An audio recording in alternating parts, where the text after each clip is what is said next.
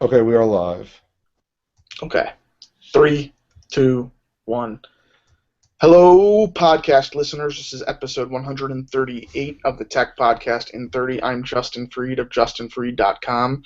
Justinfreed.com is probably not updated now in close to 2 or 3 years, but we'll table that conversation for another time. With me, as always, is Haim Cohen of HaimTime.com. Hello, everyone. And broadcasting from Beantown is Paul N. Shapiro, paulandshapiro.com. Hey everyone. So we're going to do 7 news stories in 30 minutes for you today on the 138th episode. Haim, what did you title it? It was something alliterative. I don't remember what it was, though. A misaligned menagerie. Basically, this news week, this news cycle has been dead. There's been really nothing going on.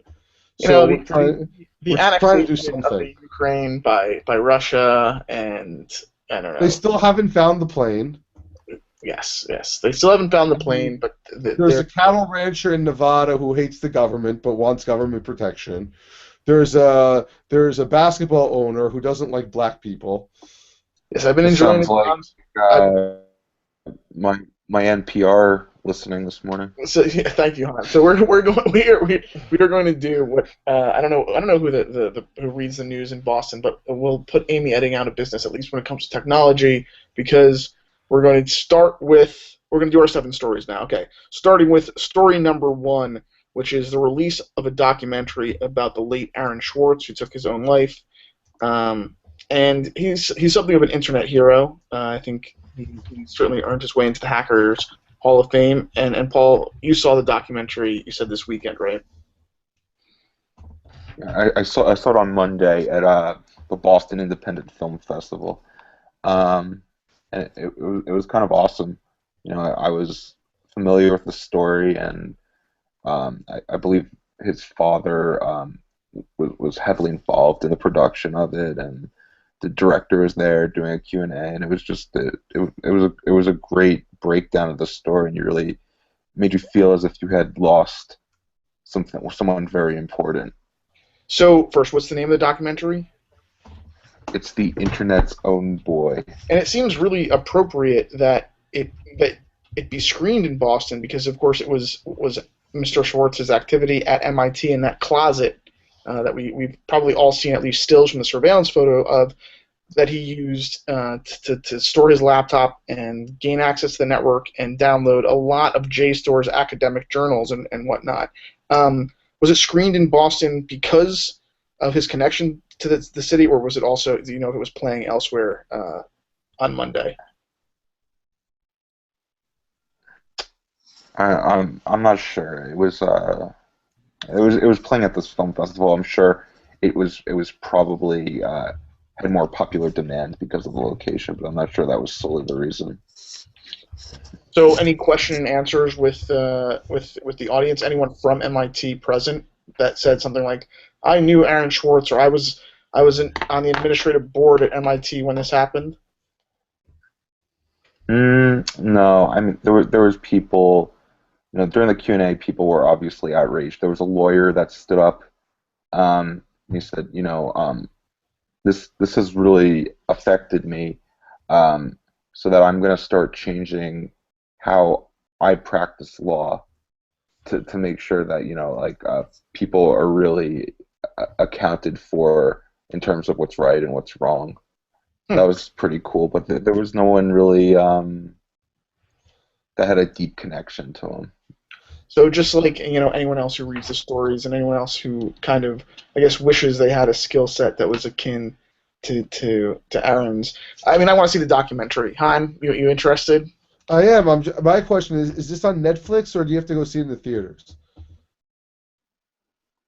I have no idea. It might be on video on demand. Let's check.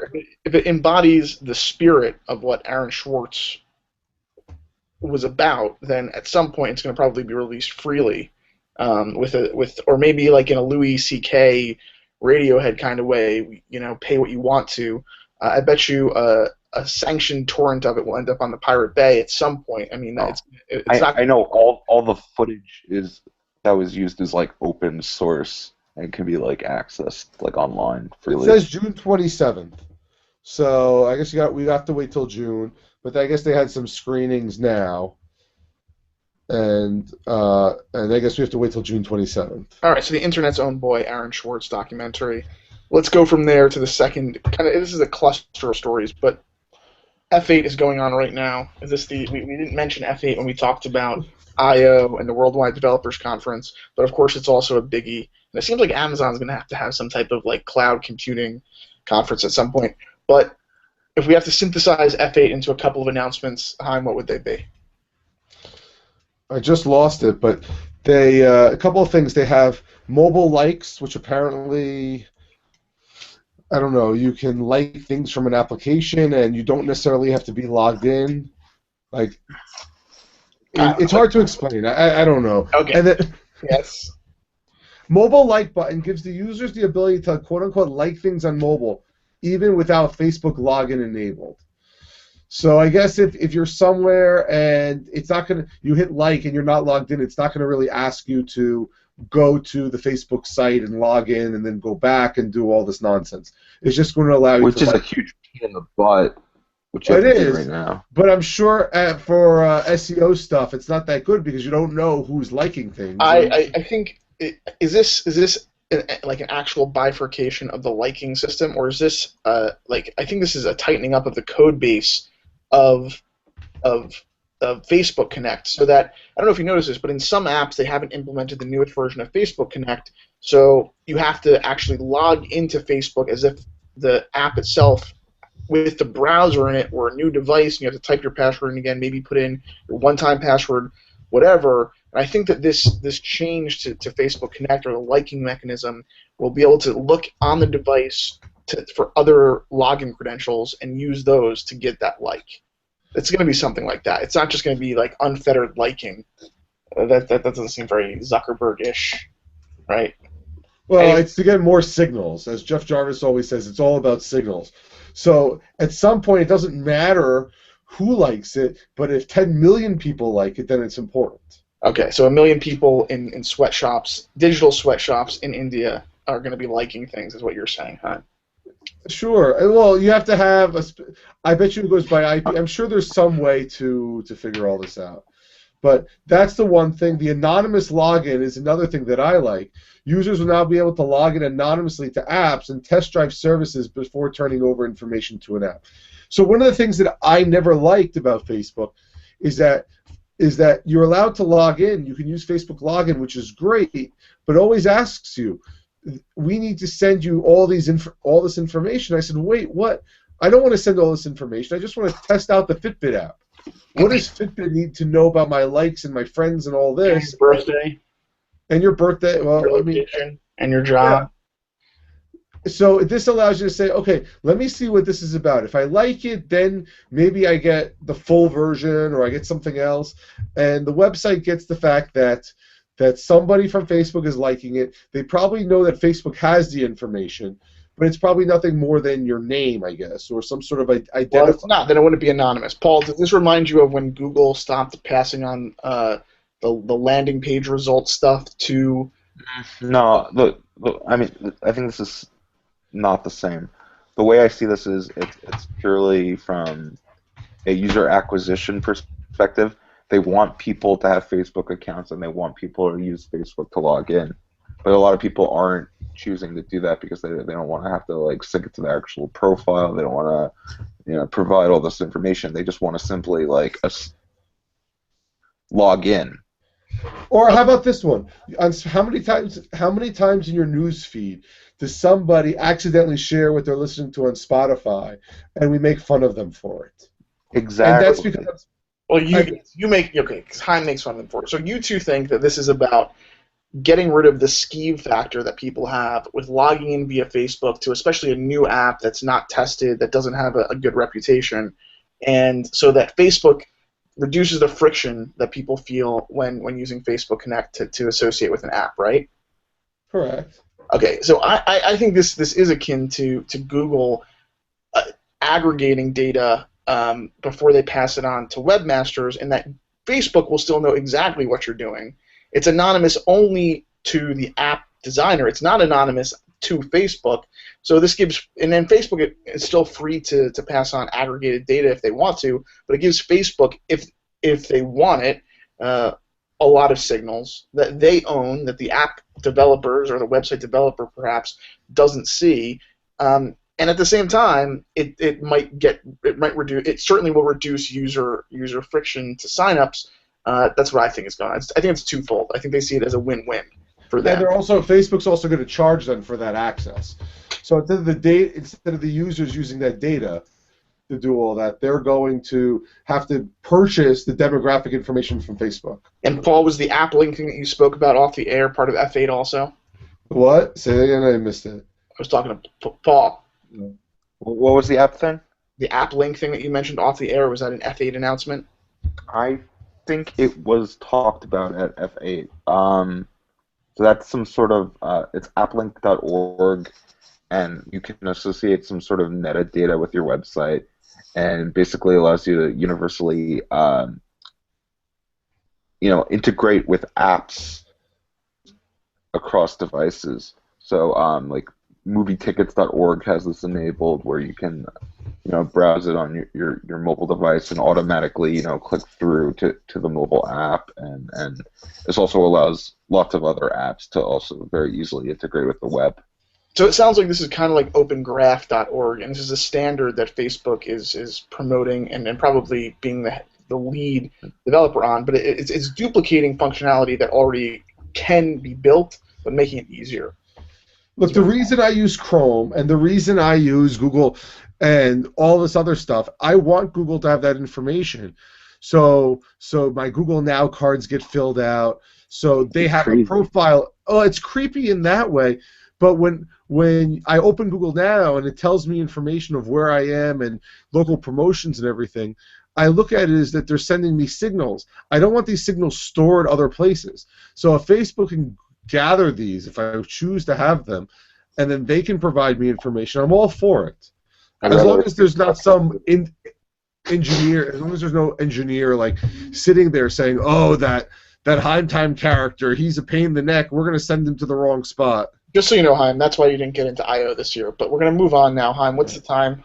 What's the time at? I just lost it, but it is 12 minutes. All right, that's a lot to spend on the first two stories. Okay, so I'm going to throw a really quick one in next, which is that there are slight speed bumps to the MacBook Air line, and more importantly, what is it? What happened? $100 price drop.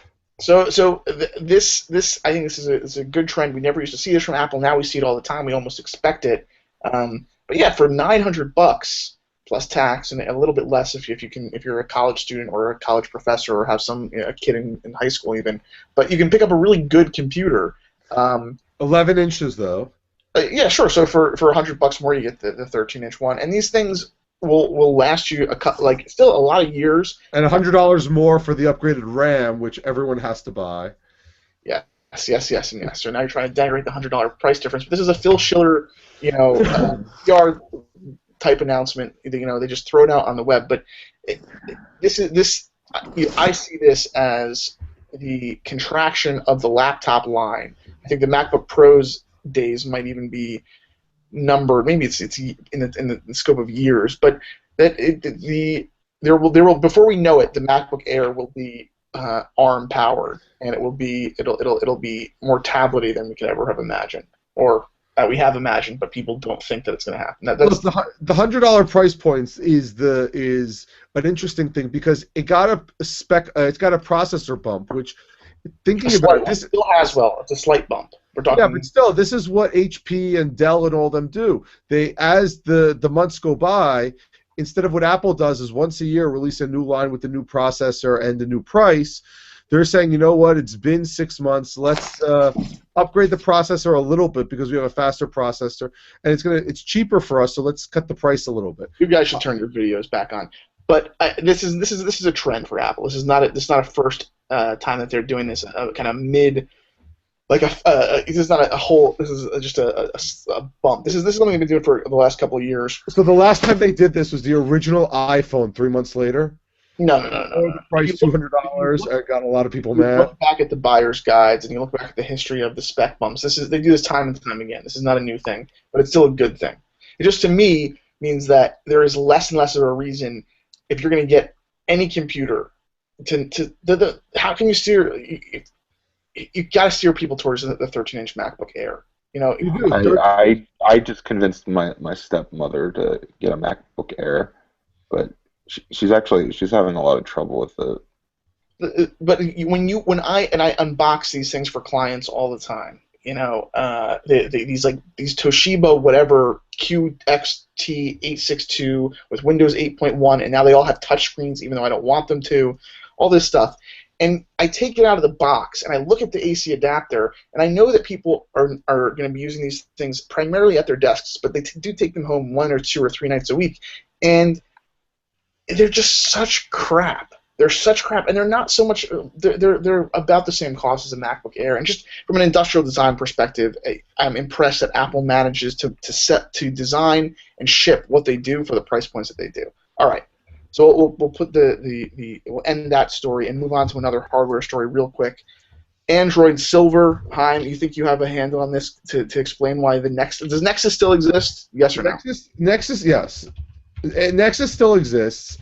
I think what this is, and the best way to describe it is that Google doesn't want to have to bless a single manufacturer to say you get the Nexus line, whether it be HTC, Samsung, or LG, or Motorola. They're going to say, you know what?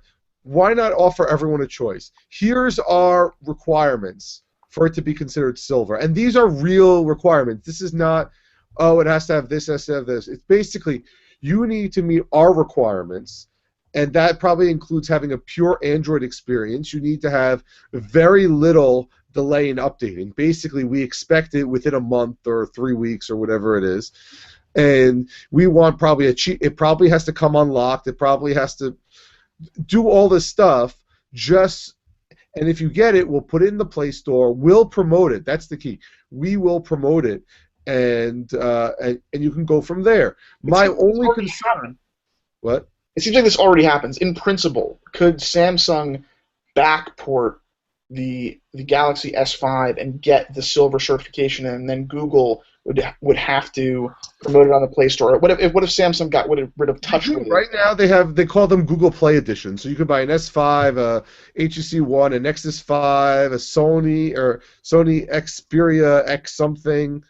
You could just buy these straight there, but they wanna have the Samsung Silver or the LG Silver. So when people hear that silver name, they know exactly what they're getting. It's very, very defined. It's still second best. It's only second best. You should still get an iPhone. These are silver. iPhones are gold. These are the silver. Champagne. They're not gold. They're champagne. Okay. And they're gunmetal gray and charcoal black or something. I believe it's space gray. But this. Okay, so this is another layer of badging, of benchmarking, of blessing that Google's going to do. It's a little bit more permissive, but it sounds like they want more Nexus type things out there.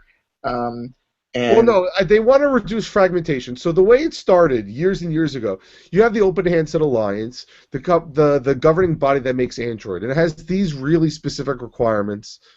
Basically, Android came first. Android came first, and then the Open Handset Alliance said, for whatever reason, you have to meet these requirements. And I remember one of the companies didn't, and they got yelled at, Asus or Acer. But anybody can use Android. You can take Android and put it on any device. But if you want the Google, but if you want the Google Store, you need to provide these services. And Amazon famously does not have that. And the other one, Microsoft, we're hearing that Microsoft's going to come out with an Android-type platform, a fork of Android, without without the Play Store. So if you want the Google services, you need to meet these requirements. But now they're saying the silver is, a lot of people have been complaining that TouchWiz is too obtrusive, or they don't like Sense, or they don't like this. People have been asking for a pure device based on but pure you're saying Android. that Google can't make enough of them under the Nexus brand, so they're gonna kind of give make a path for other manufacturers to do. Yeah. So if you want specifically, the HTC One is a very, very good phone. It's basically the iPhone of Android, where it's aluminum. We're going off the rails here. This Android Silver thing. Fine. What comes of this? But it's okay. what we're going to do now is kind of meld two stories together. Okay, so these are two stories about the margins on hardware devices, on what the actual cost of parts and production, and the cost at retail, the MSRP. So we're going to start with Microsoft Surface tablets, which apparently now somehow have managed to attain 6% of the tablet sphere. But in the last 9 months alone, they've subsidized these things to the tune of $300 million. However, that's split up across devices, I'm not really sure. But this is in their SEC filing for the most recent one. It was revealed that they're really, in order for them to ship Surface tablets, they've got to take a hit each time, similar to how, I guess, what happens with the Xbox and the PlayStation 4. So we've known this for a while. The Surface, I don't know. The Surface, I still think it's a disaster. But anyway. People like the Surface. The new Surface 2, I've heard a lot of good things. But my question is, are they subsidizing the licensing? Like, are they losing money on the licensing, or are they losing money on the hardware? And I don't know if that's explained properly. I'd have to go deeper into the filing. Yeah. I mean, they can't really lose money on the licensing. I think they're actually, the implication of the article is that they're actually selling the Surface tablets at a loss. The hardware specs are good on paper, but again, you can't use it on your lap. This is the same type of stuff, Hein, that 2 or 3 years ago when we were in Chelsea at that Microsoft event, I was telling that lady, I am never going to see someone on NJ Transit using this thing during a commute, and of course that has still not happened. And they're still at 6%. She was claiming they were going to eat up they were going to eat the iPad's lunch because of the productivity apps. And as I've been saying for a long time, Microsoft Office has a place on the iPad, and Microsoft has made good on that kind of idea. In any case, we're throwing that out there as one of our 7 stories of the 138th episode of inThirty. But to give an idea of another way, the other end of things margin-wise. So this is like a mini economics class rather. Hein, Yes. what is the value in parts of your Google Glass? Apparently, as you said, it was $80. I thought it was $100. Between $80 and $100, depending on which jurisdiction you want to pay tax in. But so the first time I picked these up, I know I feel like I'm patting myself on the back a lot, like I'm a tech oracle. But anyone who picks these things up knows the first time, and just looking at the actual experience, it's cheap, right? Well, it's not that it's cheap, but it feels delicate. It feels like you can break it easily. Well, you've worn the Google Glass, but I'm talking about just looking at the plastic that makes up the prism of for the lens, or however it works, and Well, I'll give you that. Like, it doesn't feel. It's not an Apple product. It doesn't feel solid, if that's what you're saying. It's you have to take care of it. You have to be nice to it instead of it's a device you're wearing outside. You're wearing it through the elements. I've had for 4 years almost, and I've sat on them. And in any case, there is a 15 times markup on at least. I mean, certainly Project X costs a lot, and it costs a lot to air condition all of the square feet that they rent in Chelsea to show these things off. But it's just amazing. I mean, the $1,500 is not. I don't even think it's subsidizing the development of these things. This is just a price point that they came up with for the purpose of putting a velvet rope around Google Glass, or making sure that the people that have it are going to value it in a way that they wouldn't if it cost $100. They would, That's what we're seeing now, for sure, according to this analysis anyway. They're trying to get people who really want it into the program. And by the way, the Glass program, I think, is now open to everybody. You go to the store and you can just buy it, the Glass store, but it's still $1,500, and it's now I'm feeling a little annoyed that it's opened up to everybody, so any glass hole can just buy one, and you can't be a glass hole until you bought one. Paul, for $100, would you get Google Glass for you and Laura? You drop $200 real quick on it just to have it? I'd probably drop up to $500. You would spend $500 on Google. But I not $1,500. Okay, all right. So there's just an interesting phenomenon as far as margins go. Okay, so this I guess that was kind of a shot at you, Haim, a little bit. That's okay. 5 But minutes. I have another one ready and waiting about your boy Vic over in the Google Plus area. So Vic Gundotra, the senior vice president of, I guess, Google Plus, he had a longer title than that, abruptly said, "Today's my last day. Goodbye. I'm leaving for better things." Didn't say what they are, and it was a shock because I've met Vic. I've met Vic at the bar, and he's a really nice guy, and he was a class act, and he transformed Google Plus, whether you like it or not. But like I said, whether you like it or not, he transformed Google Plus. He made it what it is today with the photo backups and the Hangouts and everything else. And now he's leaving, and the stories behind it are swirling like the death spiral is going. Google Plus is going to be shut down, and you have engineers fighting back and forth saying no, it's not. It's scaring the people who use Google Plus like me. And people who hate Google Plus are like, finally, that stupid red notification on my main page is going to go away. But I can't wait for it to be fast. Let's pause and discuss what is at the core of his departure, according to the tech rumors, kind of like according to the journalism that I've read on the subject. Anyway, if you want to call it that, is that he developed this mantra and he wanted it to spread throughout all of Google, that everything had to be Google Plus-icized, including YouTube comments, including there's no photos kind of outside of Google Plus. It's all within the Google Plus interface.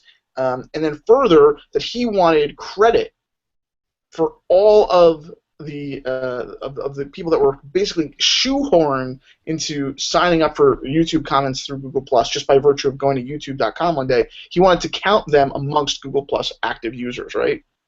Look, I don't know. It sounds about right, but you're not going to convince me that that was the wrong move because, like I said, I'm a fervent Google Plus supporter. You're not going to tell me that I'm wrong. I mean, you can tell me that I'm wrong, but I'm not going to believe it. But it means something when a guy like this steps down as suddenly as he did, and then he announced it on Google Plus appropriately. Hasn't he since shut down his profile or something? I did not see that, but I haven't looked. I haven't sat there and said, so I'm going to do that while we're talking. But again, Vic, if you've met Vic, he's a very nice guy. So if he's leaving, he is something else. I mean, he also could have just taken his money and said, you know what, I want to stay with my kids. I have his profile. His profile is still up. I can't tell you how often I've seen people that have Android phones be shocked when I take them to plus.google.com and all of the photos they've ever taken on their phone are backed up, and boy, does that freak them out. Well, I mean, they did say yes to that, just the same way Facebook does the same thing, and so does Dropbox. Well, Facebook and Dropbox, the opt-in is much more clear. If you get a new Android phone and you just put your Gmail account information in and then say, yes, I want Google+, I'm sure, yeah, it says what's going on somewhere. And I'm not even saying that functionality is bad, because maybe a person loses their phone and is saying to themselves, oh, shoot, there's all of my vacation photos, I'm never going to be able to get them back. And then one day they're browsing Plus, they end up on Google Plus and see an automatic, awesome photo of like a dolphin jumping out of the water or something. They might be thrilled, but the point is that that's a little creepy. Maybe the broader point is, why does that functionality have to be part of Google Plus? Why can't it be Google? Well, that's probably the core of Google Plus, and it is prominent when you first start up Google Plus. Would you like to back up these photos? So in the midst of doing the whole Android activation, people just nexted through them, and that's how they got it.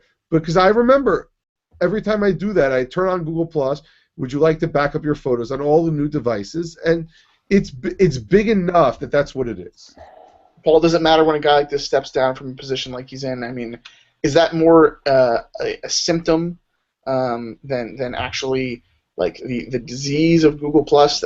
Like when we see a guy like him leave, what does it mean? I don't think it's going to impact Google Plus all that much. It's like when Scott Forstall steps down. We were arguing over this, and at the end of the day, nobody cares. Well, when Scott Forstall's point of view on iOS with his skeuomorphic design mentality left with him, and his departure indicated that the more modern, flat design aesthetic won out, or at least, it's not even that that won out necessarily. It's just that his design sense lost out. It was terrible. It was always horrible. Find My Friends and Calendar with the faux leather. It was disgusting. It was ridiculous. It was an embarrassment.